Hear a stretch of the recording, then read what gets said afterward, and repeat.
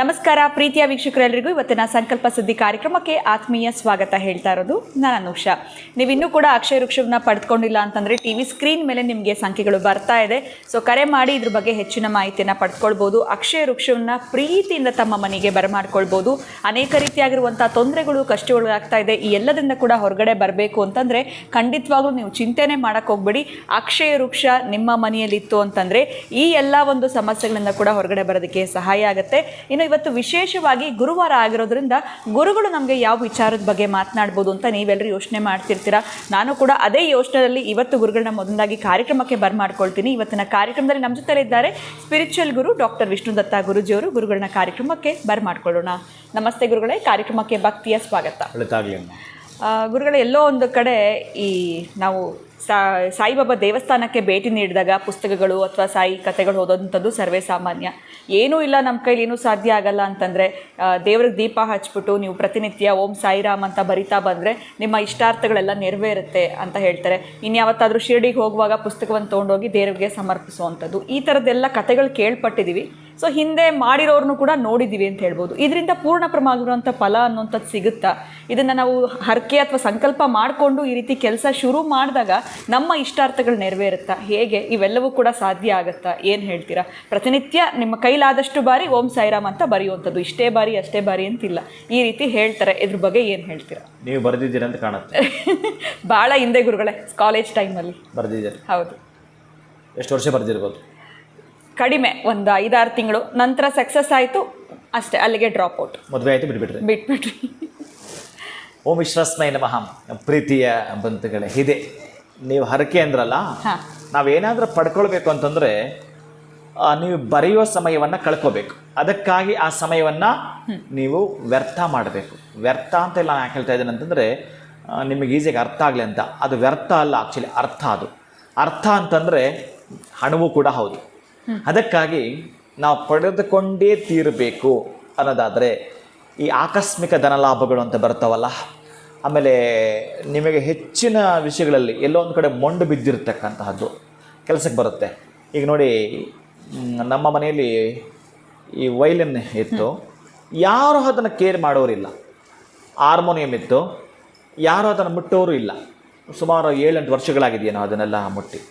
ಅದಕ್ಕೆ ಸಂಬಂಧಪಟ್ಟ ಒಬ್ಬಾತ ಎಲ್ಲೋ ಮಾಲೂರು ಕಡೆಯಿಂದ ಒಬ್ಬರು ಬಂದರು. ಅದನ್ನೆಲ್ಲ ನೋಡಿ ಅದನ್ನು ಪೂರ್ಣವಾಗಿ ತೆಗೆದು ಅದನ್ನು ಒರೆಸಿ ಆವತ್ತು ಅದನ್ನು ಯೂಸ್ ಮಾಡಿದ್ರು. ಮಾಡ್ತಾ ಮಾಡ್ತಾ 1-2 ಹಾಡನ್ನು ಹಾಡಿದ್ರು.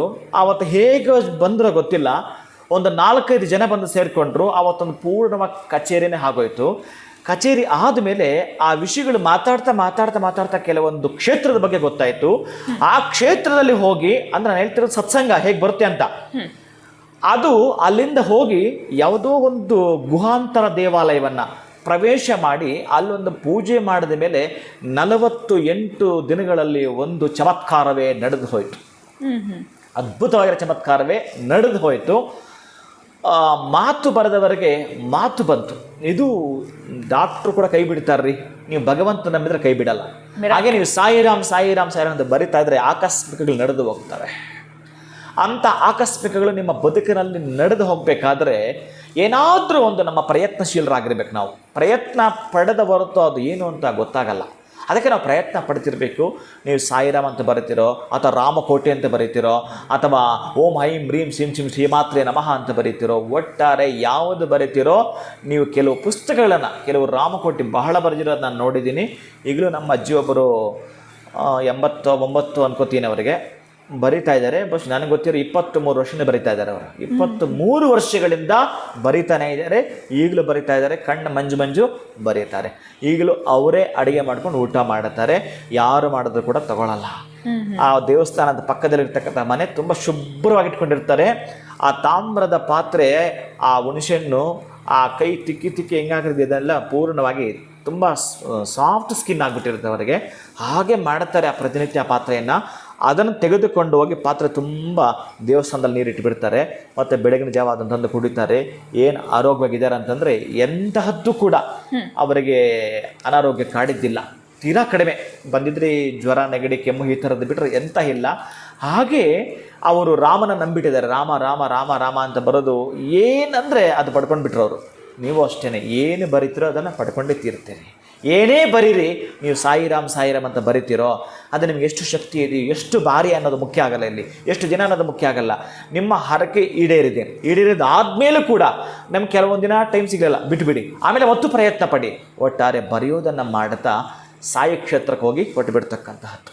ಅದನ್ನು ನಮಗೇನು ಸಾಧ್ಯ ಇಲ್ಲ, ಬೇರೆ ಕೆಲಸಗಳಿದೆ ಅನ್ನೋದಾದರೆ ಅದನ್ನು ಹೋಗಿ ಕೊಟ್ಟು ಬಿಡೋದೇ ಆದರೆ ಆಕಸ್ಮಿಕ ಧನಲಾಭವು, ಆಕಸ್ಮಿಕ ನಿಮ್ಮ ಮನೆಯಲ್ಲಿ ಸಂತೋಷವು, ಆಕಸ್ಮಿಕ ನಿಮ್ಮ ಮನೆಯಲ್ಲಿ ನೆಮ್ಮದಿಗೆ ಇಷ್ಟು ದಿವಸ ಭಂಗ ಬರ್ತಾ ಇತ್ತು, ನೆಮ್ಮದಿಯನ್ನು ಕೂಡ ಕಾಣ್ತೀರಿ. ಯಾವಾಗಲೂ ಅಷ್ಟೇ ಈ ಸಾಧರು, ಸಂತರು, ವಚನಕಾರರು, ನಿಜಹಾಂಗ್ರಿಗಳು, ನಾನು ಈ ಸತ್ಪುರುಷರು ಇವರ ಬಗ್ಗೆ ಎಲ್ಲ ಮಾತಾಡುತ್ತೇನೆ. ಭಗವಂತ ಅನ್ನೋನು ಕಲಿಯುಗದಲ್ಲಿ ಅವರವರ ರೂಪದಲ್ಲಿ ಬಂದು ಒಂದು ಇಂಡಿಕೇಶನ್ ಕೊಟ್ಟು ಹೋಗ್ತಾರಂತೆ. ಅಂತಹದ್ದು ನಮ್ಮ ಕೈಯಲ್ಲಿ ಸಾಧ್ಯವಾದರೆ ಈ ರೀತಿಯನ್ನು ಮಾಡ್ತಕ್ಕಂತಹದ್ದು. ಅಂದರೆ ಏನು ಅಂತಂದರೆ, ನಾವು ಬರೆಯುವಾಗ ನಮ್ಮ ಸಂಕಲ್ಪ ಇಂತಹದ್ದು ನನಗೆ ಆಗಬೇಕು ಅಂತ ಮನಸ್ಸಲ್ಲಿ ಅಂದುಕೊಂಡು ಮಾಡೋವಂಥದ್ದು. ಆಮೇಲೆ ಎಷ್ಟು ವರ್ಷಗಳು ನಿಮಗೆ ಸಾಧ್ಯ ಆದರೆ 100 ವರ್ಷವೂ ಬರೀತಾ ಬನ್ನಿ.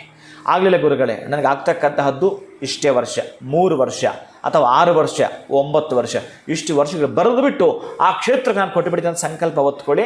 ಆ ಸಂಕಲ್ಪದಲ್ಲಿ ನಿಮಗೆ ಏನು ಬೇಕು ಅದನ್ನು ಕೂಡ ಮನಸ್ಸಲ್ಲಿ ಹಾಕ್ಕೊಳ್ಳಿ. ಆ ಮನಸ್ಸಲ್ಲಿ ಕಾಮನೆ ಇಟ್ಕೊಂಡು ಬರೀತೀರ ಅಂತಂದರೆ ಶೀಘ್ರವಾಗಿ ಫಲಿಸುತ್ತೆ.